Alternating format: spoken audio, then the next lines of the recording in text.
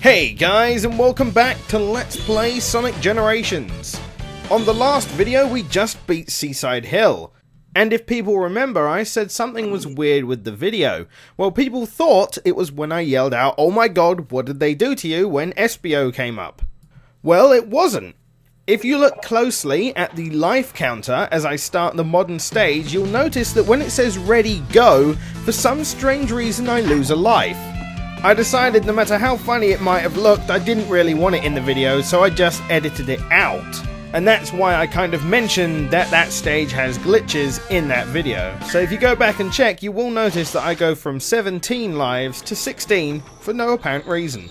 But just so you know, it was a collision bug which made me fly off into the ocean. First one to the finish wins! Now you might be wondering what we're doing here in Green Hill Zone yet again, as we need to collect keys for the second set of stages. Well, this is the first in quote-unquote filler episodes, showing off some of my favourite challenges and various little awesome things, like the giant badniks in this place. And this is where the first instance of the remix of Supersonic Racing is used, and I suppose for good reason. We are technically racing Knuckles to the finish. I do a poor job though, because I thought I was going to bounce twice on that one guy, but apparently not. You do actually have to be quite fast on these races to get an S rank, and for normal situations that cock up there would be the thing that makes the difference.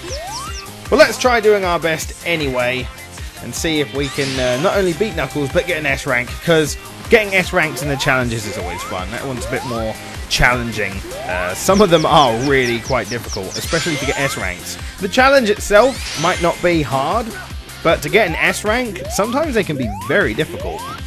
I really like the design of the big badniks though. It's kind of cute and clever, I suppose.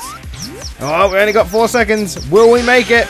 Oh, just by a few milliseconds.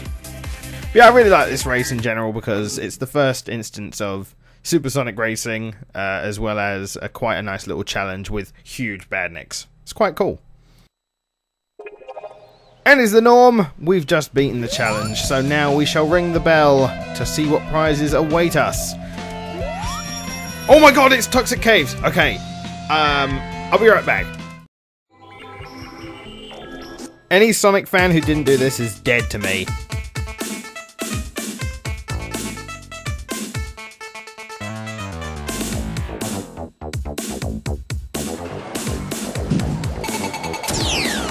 For those of you who aren't in the know, this is Casino Night Zone, the DLC available for Sonic Generations, which is basically a huge pinball machine, and a lot of fun, I must say. Probably a lot more fun than actually having that stage in the game, because fuck that stage. Probably like my least favourite stage in Sonic 2. As for DLC, it's not bad, because it's pinball, it's got a lot of replayability because of high scores mainly. I suck at pinball though, so don't expect me to be beating any world records. But the stage itself, or the area you play in, is pretty big. A lot bigger than just this board. There's a whole section that kind of spreads out at the top above the actual stage. And with the coins you collect on the actual board, you can use them in a slot machine, which gives you bonus coins and all sorts of awesome fancy things. And of course, if you didn't swap out the music for Toxic Caves, it would be playing the Casino Night theme. You can play this as both modern and classic Sonic, it doesn't change anything, but I've just been meaning to show this off because it is pretty cool, and I thought that the filler episode would probably be the best time to show it off, especially since I couldn't remember how to unlock Toxic Caves, and as soon as I did, I needed to come here straight away. I have a very guilty spot for Spinball. Man, I love that game, almost as much as I loved Sonic R, and I know people dislike that game, but screw you man, I'm a fan of that stuff. I'm just looking forward to seeing if they're going to be bothering with any more DLC for this game, because there's so much possibility for more downloadable minigames, like a Sonic R minigame. Could you imagine a Sonic Racing game on this? That'd be so good. Anyway, DLC honorable mention done. I'm a leave now. Alright, let's see what other challenges we have. We have the basic racing challenges, which is the doppelganger race, which is basically just try and beat the stage as fast as possible, because it does give you an S rank time as well as you racing against your clone. He's not a clone.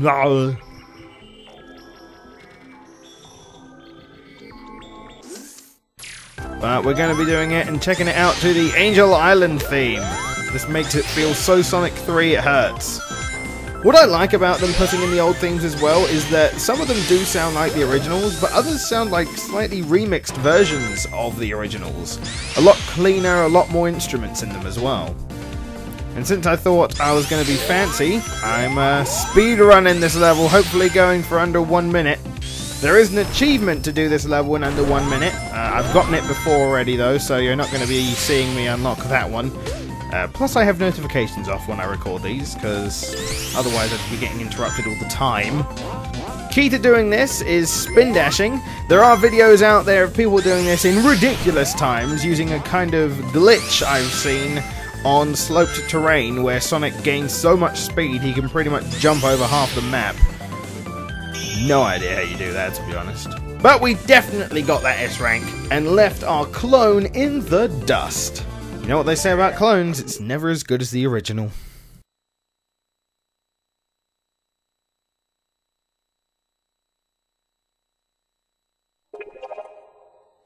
Okay, so let's see what the reward bell has to give us this time. I think I actually notice a pattern. Anytime the note is blue, it seems to be art of some kind. Whenever it's yellow, it seems to be music. At least that's what I'm thinking.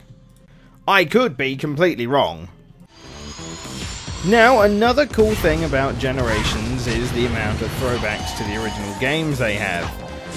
Not necessarily just the original Mega Drive games, but actually the Dreamcast games as well. In any of the modern stages, you can bring up fond memories of the Sonic Adventure game.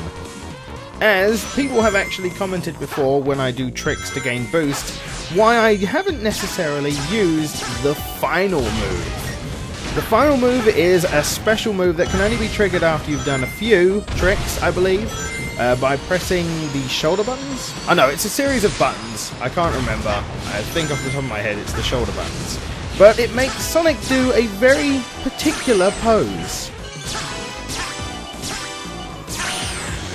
Did you see it? Let me do that again, but in slow motion.